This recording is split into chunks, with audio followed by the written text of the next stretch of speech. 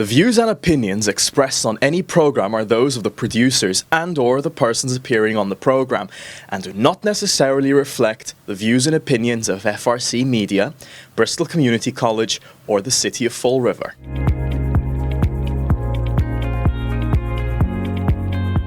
Happy New Year. Thank you for joining us here in FRC Media. It's the first week of January. It's been a while since we've had our weekly meetups with the mayor of the City of Fall River, Mayor Paul Coogan. It's a new year and a new, hopefully, weekly visit with the mayor. Mayor, how are you? Happy New Year. Everybody else, Keith, and you too. Everything's going well. How about you?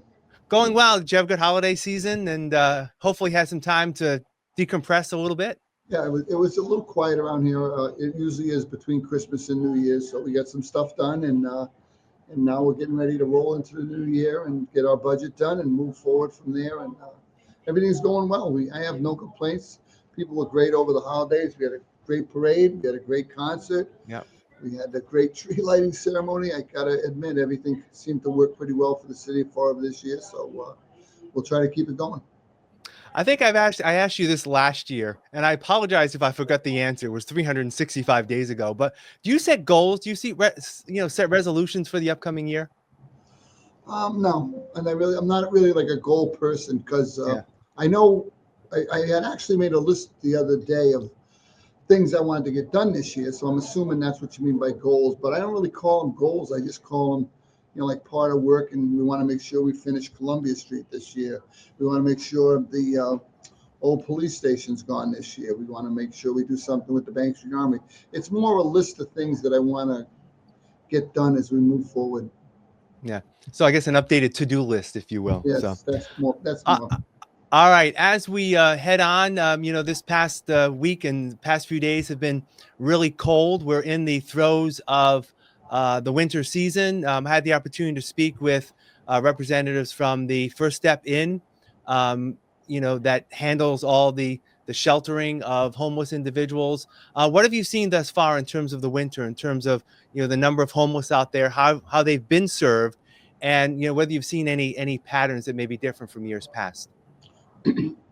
No, obviously working with the homeless is a very challenging task. I was in the overflow shelter Sunday morning. I tried to go into the First Step In on Friday night, but they don't really let me go in to see what's going on, what the population looks like, who's in there. But we have a different perspective on what the mayor should and shouldn't do with homelessness. But again, I always go into the overflow shelter.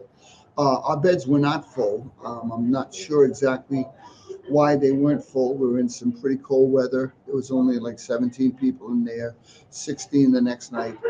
Some people don't show, but at the same time, we know we have a challenge and we try to get people in the shelter.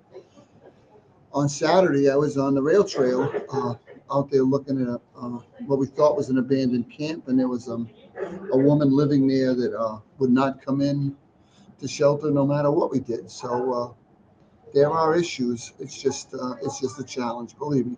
And Mayor, I guess in conjunction with that, I know the First Step In has secured some state money to add some beds, if you will, for individuals. Right now, the First Step In has 50 beds. The Overflow Center at the Tomeo Center has another 30 beds, and I believe there's another 20 available at a motel in Dartmouth that is part of a state grant. So we're up to 100 beds in Fall River. Let me just ask you about the encampments, though. You mentioned about the one individual who happened to be there that wasn't looking for help. Has the city done any enforcement in terms of the new ordinance where it can break up sites, and what's been the status of that? Well, we have broken up sites. That's not using the new ordinance. What we've done is we go out and we have a couple right now that we're working on getting rid of. They used to be on the rail trail. We've done them on Brayton Avenue. We've done them at the Liberal Club. We've done them behind Taco Bell. Although that one seems like it's coming back. We have broken down a number of camps, but they spring up in other places. If people do not want to come in out of the weather, they're going to go somewhere. Some cities and towns that I've talked to have significant problems with people living in doorways. We had one guy out here at People Inc. that was living in the doorway a little bit. we got him into something. He was a very difficult, challenging case, but this is hard work. And as everyone knows, homelessness is going up across the country. It's a challenge, and it's something we take a real keen interest in, and we're going to keep fighting the good fight. Yeah. On the theme of housing in general, I know that your administration has been working hard to, increase the number of units here in Fall River. There is a lack of affordable units, and you've been working with a number of developers to create some more housing here in Fall River.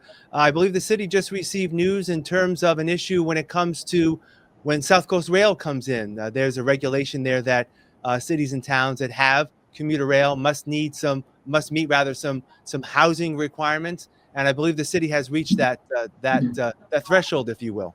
Yeah, we got a letter December 17th from the Office of Livable and Housing Communities, and we are in compliance with all the MBTA housing regulations. I know some cities and towns are fighting it across the state. Some haven't even submitted their applications yet. They would do before the end of December.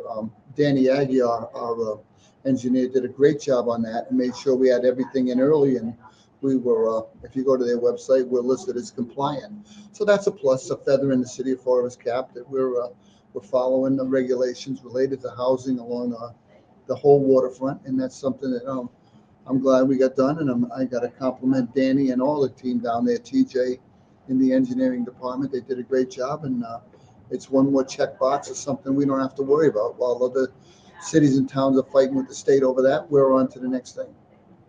Now, what does that mean for Fall River? Do I understand that it has to do with available units that may be multifamily, maybe individuals within a certain area within the depot station? Is that correct? How that Within works? a certain area of the depot station, you have to have the land properly zoned that could support the number of units that the state thinks you should have within that zone.